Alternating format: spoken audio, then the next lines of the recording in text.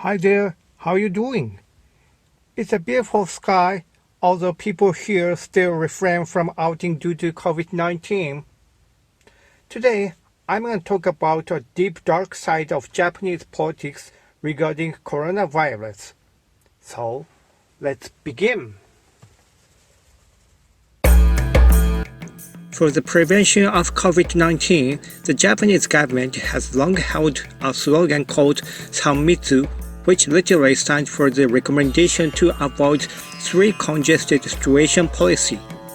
More precisely, Sanmitsu means the recommendation to avoid poor ventilation area, to avoid crowded places, and to avoid short distance conversations.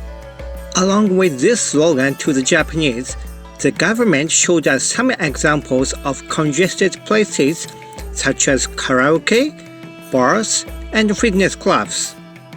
And also gave us a notice, please refrain from any non-essential and non-urgent outings. But most Japanese, especially the younger generation, wondered, what about them? Can you guess whom they are talking about?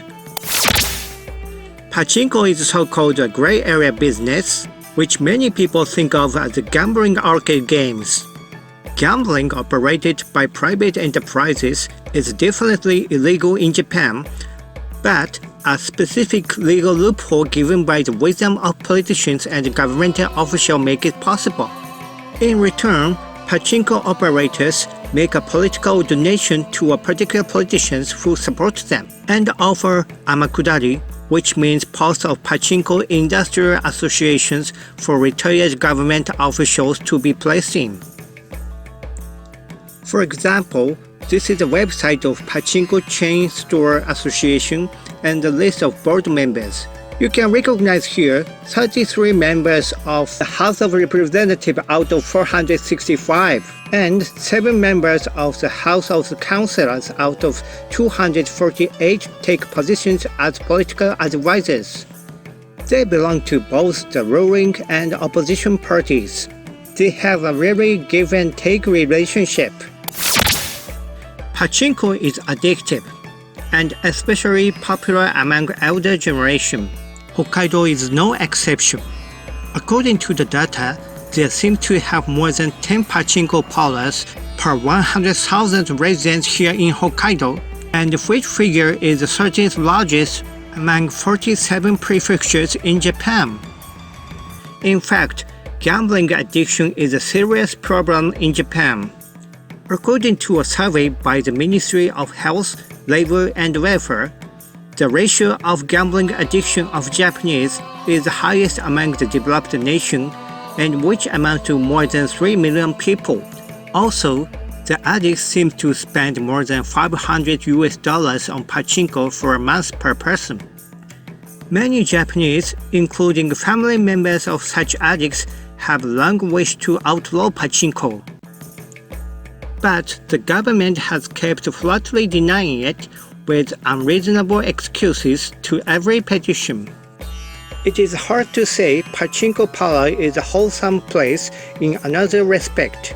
Once you enter the parlor, you'll be choked by crowded customers smoking like a chimney. They spend many hours in such places for the dream of making a quick buck, but being broke in the long run. It really holds true of Sanmitsu places where you should avoid, and absolutely non-essential and non-urgent outings. So many Japanese voters expected pachinko to be added to the list of Sanmitsu places immediately, but the government kept a vague expression and never said yes or no. Changing the subject slightly, I'm gonna tell you about another deep dark side of pachinko.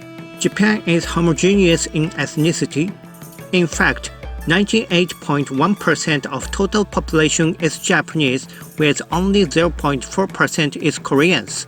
But as far as the pachinko industry is concerned, you can observe another aspect of this country.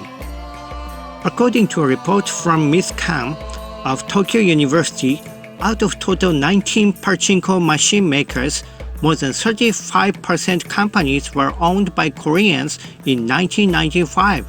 And also in 2005, 17% of Pachinko parlor were operated by Koreans. You can imagine how remarkable the presence of Koreans in the industry is.